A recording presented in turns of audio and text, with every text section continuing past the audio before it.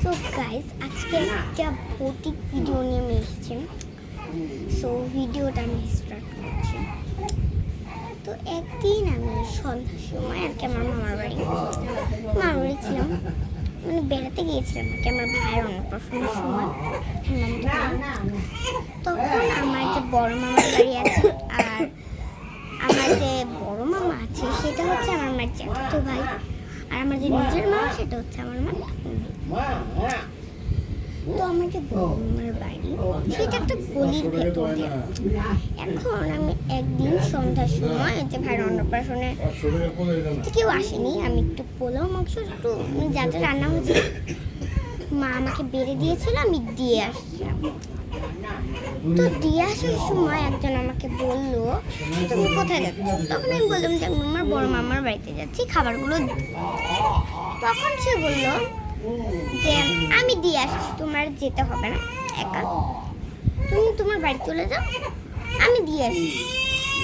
তো আমি তাকে চিনি না, তার জন্য আমি তাকে দিই। আমি বলেছি যে না, আমি আপনাকে দেবো না, আমি নিয়ে যাবো। তখন সে আর আমাকে কিছু বলে। তারপর আমি গেলাম, বড় মামাকে দিলাম, দিয়ে আমি চলে আসি। তারপর পরের দিন তুমি আসলা কখন? তুমি রাত সন্ধ্যার দিকে এসেছো। কোথায়? বাড়িতে। পরে বুঝলি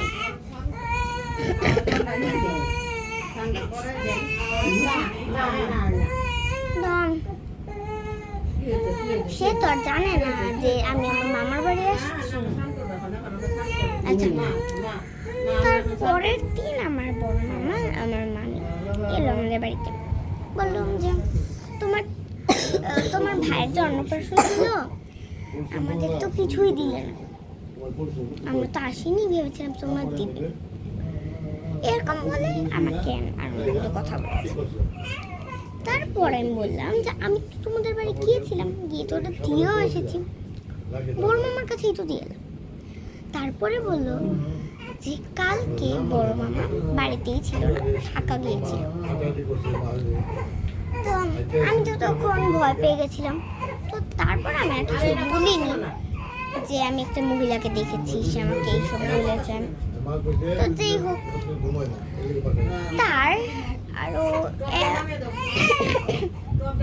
তার পরের দিন সকালবেলা আমরা চলে আসি।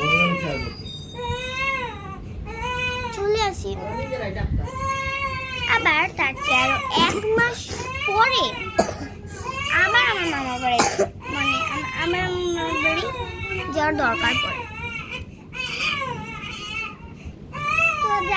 তো যাওয়ার পরে যেই মহিলাটাকে আমি দেখেছিলাম না মিষ্টান্ন দেওয়ার সময়, বলছিল যে আমি দিয়ে আসছি, সেই মহিলাটাই আমার গলাটা একটু ভালো তো, সেই মহিলাটাই আমার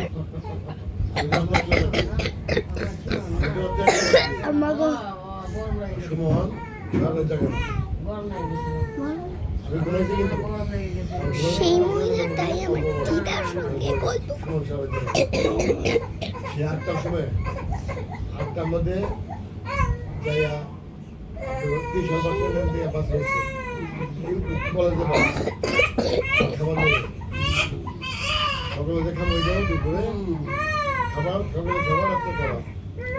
সেই মহিলাটাই আমার দিদার সঙ্গে কথা বলছে। আমার দিদার সঙ্গে কথা বলেছে, মানে আমি ভাবলাম তো আমার দিদার সঙ্গে কথা বলছে, আমি ভাবলাম আমার দিদা তাকে চেনে।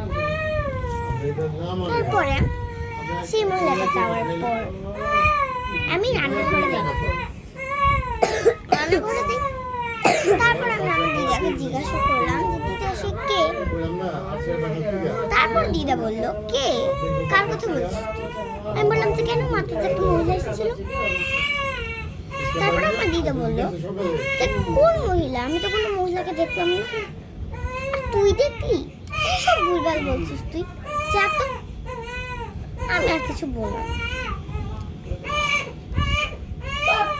তখন আমার বাবা আমার বাবার তো নিজের একটা এনজিও আছে। তো আমার বাবা সেইখানে তো অনুষ্ঠান ছিল, তো আমি সেখানে গেলাম। সেই অনুষ্ঠান গিয়ে আমার এক বান্ধবীর বাবাও আমার বাবার সঙ্গে যোগ করে। তো আমি আমার বান্ধবীর বাবা একজন ইন্টারভিউকেশন ডিপার্টমেন্টে এমনিও চাকরি করে, আর এটার মধ্যেও চাকরি করে, কারণ আমার বাবার একটা নিজের ডেভেলপমেন্ট।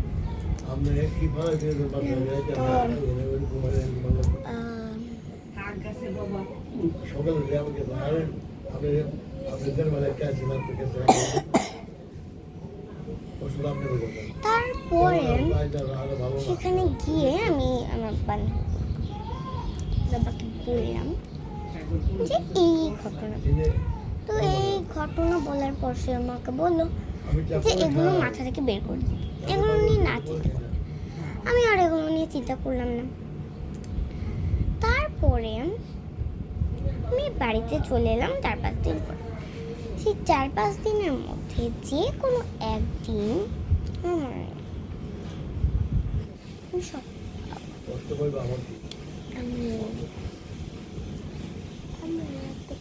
আমি স্বপ্ন দেখলাম যে সেই মহিলাটা আমার গলা টিপে মারছে। তখনই আমি হুড়মুড় করে উঠে ফেললাম। তারপর আমি আবারও আমার দিদিকে বলো না এই মহিলাটাকে। তখন আমার দিদা বললো যে তুই কি স্বপনের মার কথা বলছিস? তারপরে আমি বললাম স্বপন, আমি তো এই নামে কাউকে চিনি না। তারপর বললো তুই চিনিও না, তোর মা চিনে। ঠিক আছে, তবে তাকে গল্পটা বলছি, কিন্তু তার আগে বল তুই সেই মহিলাকে কোথা থেকে দেখলি? সে তো কবেই মারা গেছে। তারপর আমি দিয়ে দেখছি যে ওই দিন আমি বড়মামাকে মিষ্টি দিতে গিয়েছিলাম না ভাইয়ের অন্নপ্রাশনে, তখন না একটা সাদা শাড়ি পরা মহিলাকে আমি দেখেছি। তখন সে বললো যে আমার বড়মামাকে সেই মিষ্টি দিয়ে আসবে। তারপরে আমি বললাম যে না, আমি দিয়ে আসবো। আমি তো দিয়ে এসেছিলাম। তারপরে তো বড়মামা এসে বললো যে সে নাকি মিষ্টি পায়নি। তো পানি দিতে হয় না, মানুষ কি বলবে। তো তারপরে আমার দিদা আমাকে পুরো ঘটনাটা বলে। একদিন সে হচ্ছে গাড়ির নিচে চাপা পড়ে মারা গিয়েছিল, আর গ্রামের লোক আর তোর মামার বাড়ির ওখানে যারা অন্য লোক যারা থাকে তারা তাকে এলাকার মানুষ তাকে অনেক অত্যাচার। তো তবে থেকে তার মাথাটা নষ্ট হয়ে যায়, মানে সে একটু পাগল টাইপের হয়ে যায়। তো পাগল টাইপের হয়ে যায়। তারপরে হচ্ছে সে একদিন রাস্তা দিয়ে আসছিল, একটা গাড়ি তাকে মেরে ফেললো। এখন সবাই ধারণা করে যে সেই গাড়িটা সেই এলাকারই কারণেই ছিল, কারণ মারা তোর কথা না, কারণ ব্রেক তো ধরতে পারতো গাড়িটা, কিন্তু ব্রেকও ধরেনি। একটা সুস্থ মহিলাকে সামনে পেও, কোনো ব্রেকই ধরেনি। তখন থেকে তার আত্ম এলাকা দিয়ে ঘুরে বেড়ায়। এবার তোর সঙ্গে যে এরকম হবে এটা তুমি ভাবতে পারিনি। বলতে আমার গায়েলগুলো দাঁড়িয়ে গেল যে এই ঘটনা, আর তাকে আমি দেখেছি, এটা হতে পারে। তারপর আমি আমার বান্ধবীর বাবাকে এই ঘটনাটা ফোন করে বললাম। তারপর সে বলল যে এইরকম তারা আরও 3টা কেস পেয়েছে, এবং 3টা কেসের মতো এই কেসটা। আর যারা মহিলাটাকে দেখেছেন তাদের সবারই একই ঘটনা, যে এলাকার লোক অত্যাচার করতো, এলাকার লোকের গাড়ি নিচে বসে মারা গেছে, সে পাগল হয়ে গেছিল।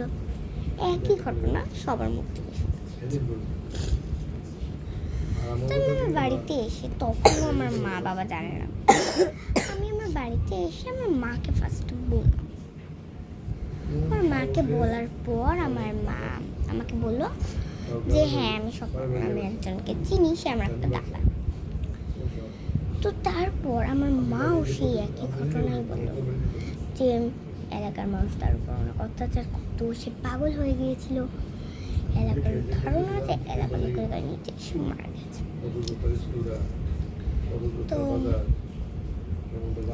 মার মুখ থেকেও যখন আমি এটা শুনছি, আমি আমার ফ্রেন্ডের মুখ থেকেও এটা শুনছি।